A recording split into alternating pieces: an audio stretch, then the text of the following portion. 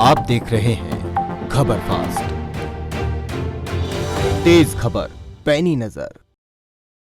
कृषि कानून के विरोध में चल रहे किसान आंदोलन का आज 41वां दिन है और 41 दिन से किसान दिल्ली की सीमाओं पर बैठे हुए हैं और सरकार को चेता रहे हैं कि सरकार इन 3 कृषि कानूनों को रद्द करे। उसी को लेकर जो अनशन है, कार्मिक अनशन भी यहाँ पर किसानों द्वारा जारी है और 2 दिन से लगातार यहाँ पर महिलाएं किसान कार्मिक अनशन पर बैठी है। हम आपको तस्वीरें दिखा रहे हैं कि किस प्रकार से यहाँ पर जो महिला किसान है यहाँ कार्मिक अनशन पर बैठी हैं और उनका कहना है कि जब तक सरकार इन 3 कृषि कानूनों को रद्द नहीं करती, जब तक हमारा आंदोलन इसी प्रकार से शांतिपूर्वक चलेगा।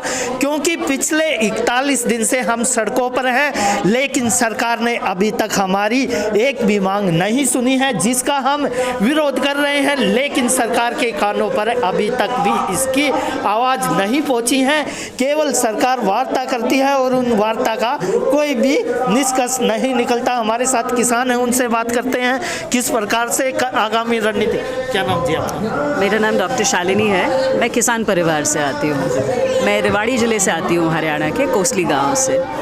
तो यहाँ पे मेरे ख्याल से जितने लोग आए हैं वो सब किसान हैं, किसान परिवार से हैं और मेरे ख्याल से हिंदुस्तान में जो भी खाता है वो किसानी से कहीं ना कहीं संबंध रखता है। इसका मतलब हर इंसान का ज़मीन से और किसान से संबंध है और उसका ऋण है, इसलिए आए हैं हम। और उसके अलावा किसान कानून जो है ये सिर्फ किसानों का आंदोलन नहीं है। जिस अलोकतांत्रिक तरीके से अनकॉन्स्टिट्यूशनली ये जो 3 कानून पास किए गए हैं, जो केंद्र सरकार के दायरे में आते भी नहीं हैं कृषि में बनाने के लिए, जब इतनी बड़ी लड़ाई किसान उठ के लड़ रहा है तो देश के हर नागरिक को ये लड़ाई लड़नी चाहिए। इसलिए भी क्योंकि ये जो 3 बिल हैं उसमें प्रावधान ये भी है कि होर्डिंग अलाउड होगी।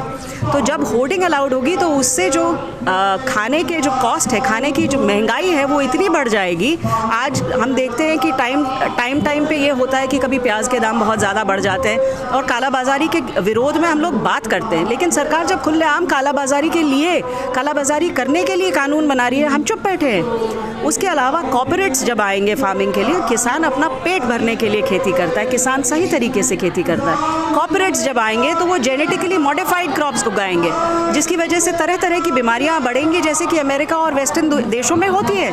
क्या हम उस दिन का इंतज़ार करना चाहते हैं कि हमारे बच्चे बीमार पड़े, हम बीमार पड़े, महंगाई इतनी बढ़ जाए खाने की कि हमारे पास खाना, आज जैसे शिक्षा एक बहुत महंगी चीज़ हो चुकी है, खाना भी जब वैसा हो जाए, क्या हम उस दिन का इंतज़ार करेंगे?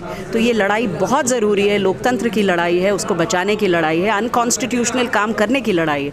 तो इसलिए हम लोग यहाँ पे हैं। ये हमारे साथ महिला किसान थी, इनका साफ कहना है कि जब तक सरकार इन 3 कृषि कानूनों को रद्द नहीं करती, जब तक किसानों के कंधे से कंधा मिलाकर और उनके साथ खड़े हुए हैं। और आने वाले समय में अब इस आंदोलन को और तेज किया जाएगा।